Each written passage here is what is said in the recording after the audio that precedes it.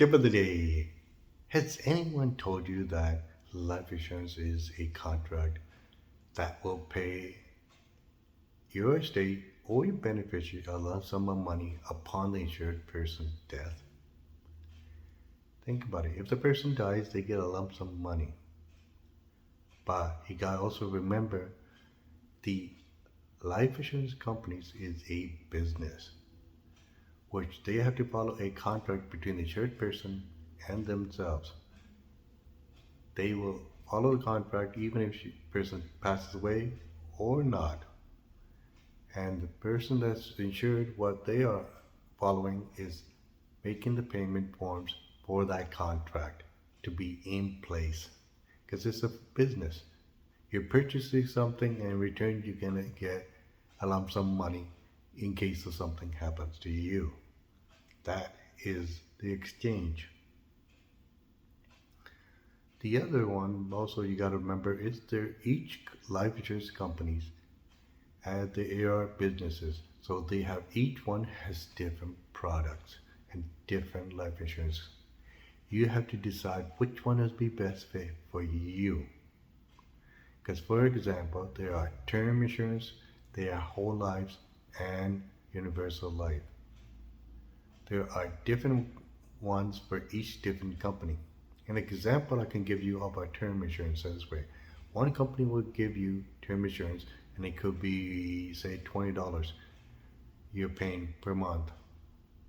But you got another company, this term insurance is paying $25 payments. Which one do you think would be better?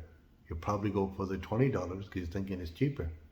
But what if I say you have the $20 term, you get just the term and you can't do anything with it but just a plain term for the full 20 years?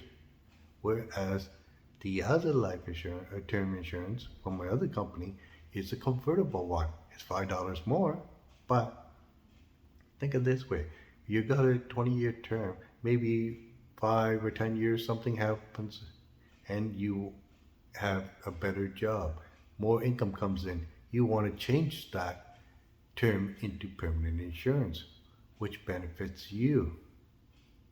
So you have something that's permanent that runs for the rest of your life. You're not paying each 20-year terms or 10-year terms, whichever it is.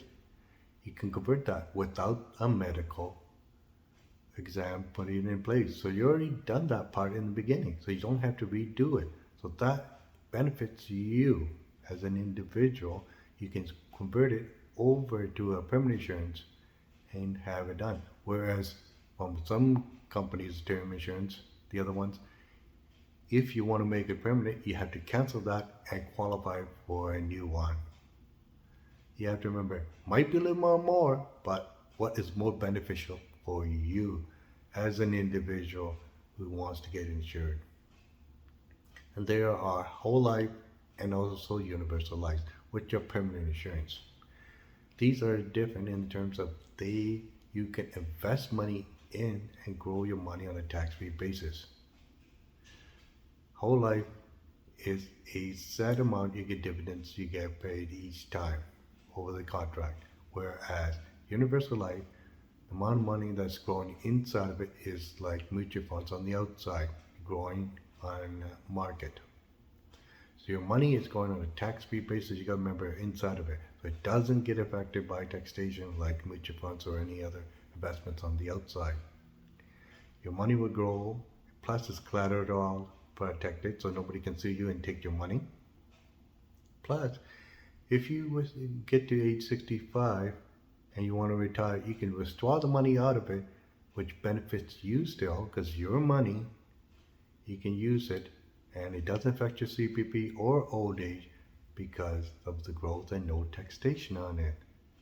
So you get to use it, plus the policy is still running and it goes to the next generation in case something does happen to you, goes to your beneficiary or your estate depending on whatever the insured person has on the contract. So one end, the insured person get to use the money inside of it on a permanent insurance and have a free way of growing their money versus on the outside and still be able to pass over to the next generation and to the beneficiary lump sum of money in case something does happen.